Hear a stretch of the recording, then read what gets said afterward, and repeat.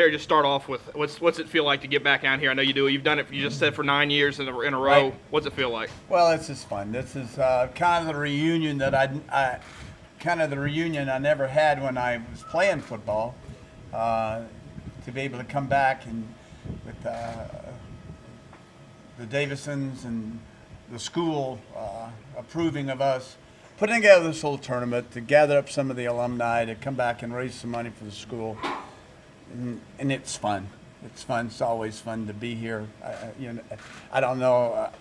Everybody knows I actually announced last night. I always wanted to move back to Louisiana, and so I've got a piece of property here and at Squire Creek, and so I'm going to get together and get a home built, and so I'll have residence here. So that's kind of cool. So then I'll be kind of, you guys will be seeing me all the time, but so it's fun. Just to everybody loves playing golf. Everybody loves this place, and we get together and laugh. And it's not quite what we want it to be yet, but eventually we're going to put in do some more things to enhance it along. Last year we did a little bit of an entertainment thing, and we didn't do that this year, but we need to get back to doing that. So we'll do that, and there's some things I want to do.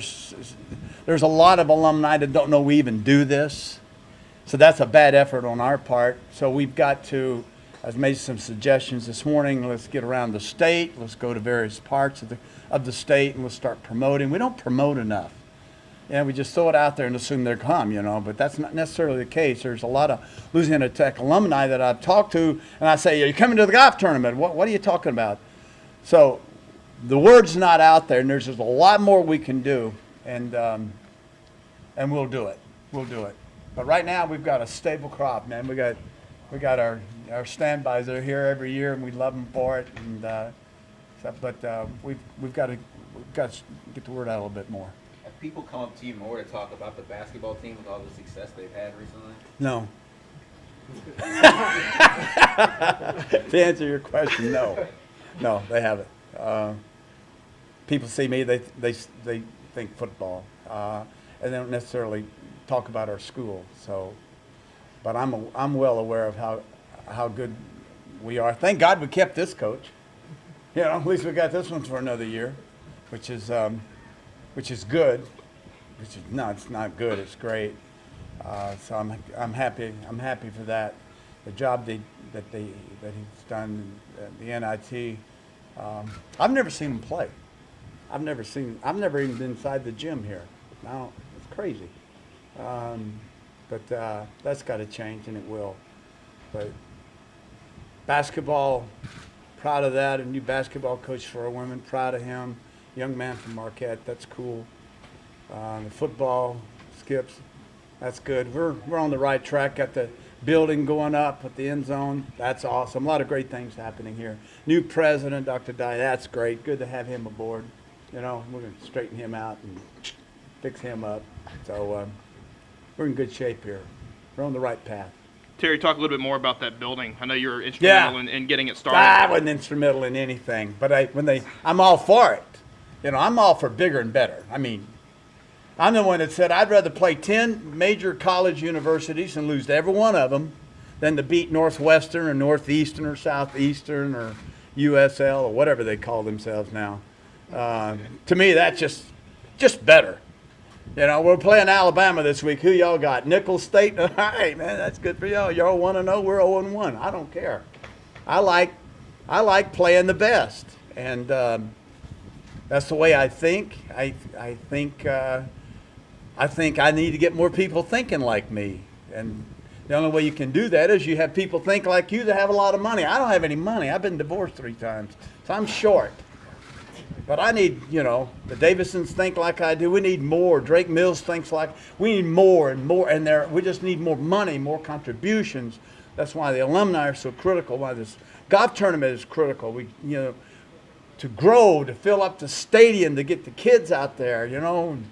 Why we're not packing that place in. We got to do these things so we can fill in the other end zone. Eventually hold 45,000, 50,000 seat stadium here. I mean, got to get a new press box. We got to do things to stay, or we're going to fall behind. We can't afford to fall behind. We got to keep marching forward, and that's how I think. And I'm not the only one. And so, what we're doing right now with the groundbreaking the other day is just critical to the progression of Louisiana Tech is not only a fantastic institution for higher learning, certainly, but also, as you all know, when you think about the Crimson Tide, you think about football. You don't think about getting an engineering degree. It's a great engineering school here. So athletics are critical, I think, to the success and the growth of the university. Looking at But I got a PE degree. What do I know? the college football landscape, I mean, the union stuff. What do you make of all that? I don't know what to make of it. Unionized. This is crazy. But you get some kid in there that's pretty sharp, and he says, well, I don't like the way this is going. We need a union. Let's just get a union shop going. I kind of found that to be comical, actually. Then I thought about it, and I said, interesting. I wonder what's going to happen. Did you set a president there? Is it going to happen all over the country? I don't know. But there's so much talk about pay the athletes or not, but how do you pay them? LSU can pay more than Tech can pay. So I don't know how that works. Kind of like to see it stay the way it is, only because this is what I know. But I'm not. I don't stand in concrete. I'm free of. I'm flexible, and I can adjust to the movements of what happens, if it's the unions in college, or if it's open it up where we can sell, where the kids can, or alcohol is sold at Tech Stadium. I'm open to everything. I listen to it all. I'm not one of those guys throws his hands up and says tradition, says no. I used to be, but in this day and time, you can't be like that. You don't go anywhere. Hey Terry, it's kind of been an emotional year. First of all, sorry to hear about your dad. Thank you. First time we've seen you since then, but for you personally, it's been an emotional year. You obviously lose him at the end of the season. You're with Jay Leno when he signs off, which had to be, I would think, a personal, heart throb and that kind of stuff. It's been a tough 365 for TV, huh? Yeah, I always hate answering the question with yeah. You see it on TV all the time, don't you? Watch your golf channel. Did you watch your golf channel this week? Yeah. And then the answer goes, yeah. And you answer the question. Yeah, you're right. Losing Dad January 30th was a shocker, and when you put it in perspective, nature's taking its course, and he's a great man. He loved this school. He loved coming over here for this tournament. And he loved Kix Brooks. Loved Kix Brooks. And he loved the fact that Kix Brooks made a fuss over him. And my dad talked about that all the time. And he loved that James Davison, a very wealthy man, would take the time to call my father on the phone and check on him. He loved that stuff. So Tech lost a great booster in my father. Jay Leno was a great friend, 54 appearances, and it was a good relationship that clicked on television. And I talked to his people all the time. Matter of fact, they called me last week. And I'm going to have dinner with him this week in Los Angeles when I go out there. But he's doing great, traveling and doing what he does best, which is stand up. Happy, and I'm happy for him. It won't be unlike when the Fox thing comes to an end. Eventually, it does. And that'll be a sad day. I don't want it to happen too soon, because I don't like those things mark the end of something, and I don't like endings. I'd rather drop dead right now. I don't want a prolonged ending. You know what I mean? Well, hope I didn't say that. You talk about football competition. How excited are you to see the team play Oklahoma and Auburn this year? Not real excited. Oklahoma we open up with, I believe, isn't that right? That's I'm just kidding about not being excited. I am. That's Tech. That's how Tech thinks. I love it. You heard what I said earlier. We have to have a receiver play had to step up, and looks like the spring game we've got some receivers. We've got to have receivers. We've got to throw the football here. To recruit, we have got to throw the football. We have got to have quarterbacks. We have got to have receivers. And we have to have an offensive line that can protect. This school has always been most successful when it could throw the football. And so the kids that played the other night, I don't know who they are, kids coming in, we're going to see. We have got to have a guy under center, and we got to have people that can catch the ball. We can do that. We can play with anybody. A great passing attack at a school our size can stay with anybody. Okay? We proved it against A&M. We proved it against all the schools that we played and beat. You throw the football and throw it intelligently, you can beat anybody. And that's what this school has got to have. If we're going to play a power game, that's going to take more time. But Skip's going to do a great job here. He understands that, and he understands he's got to have a quarterback. Got to have guys to catch it. I was here for one game last year, and guys were wide open, and we couldn't get the ball to them. When we lost to Tulane, and Joe Montana was in the stadium, I've never been so sick in my life to know that they came into our house, Tulane, who tried to keep us out of the conference, and beat our ass right here. And that guys wide open, we couldn't hit them. So I went, man, this is as bad as I've ever seen. Hopefully it's better. Have you had an opportunity to talk to the Tech staff about X's and O's offensively? No, I don't dare do that. That's none of my business. They don't ask. I don't volunteer. I'm a fan, Woo, woo, woo.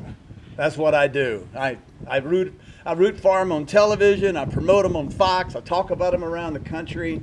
I give no advice. I just gave some advice. That was more of an opinion, but I don't dare get myself involved. I would never do that. If they would ask me something, I got a phone call one night in Dallas, years ago.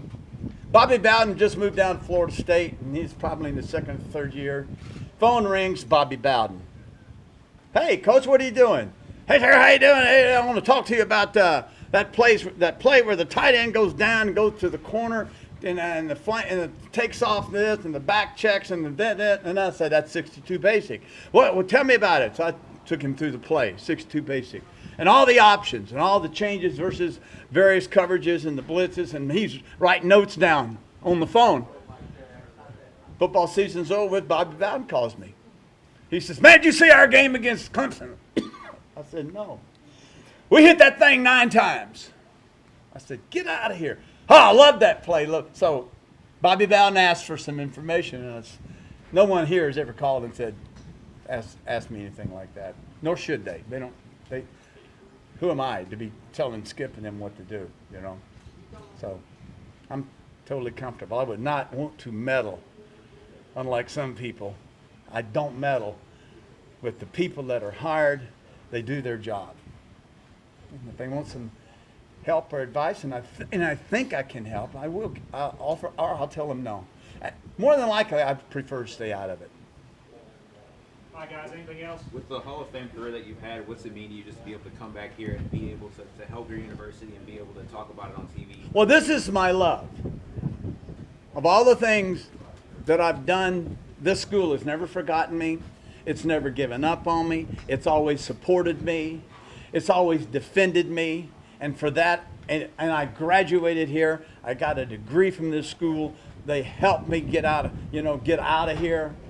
I am eternally grateful, and I have such a love, and I've said this my entire life, that of all the football I played, this was where I was happy.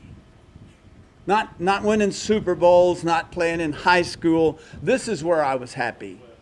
And so, as Phil says, this is happy, happy, happy. So this is, this everything started right here for me. Without this school, then there is no Steelers or anything else, and we're not doing these interviews.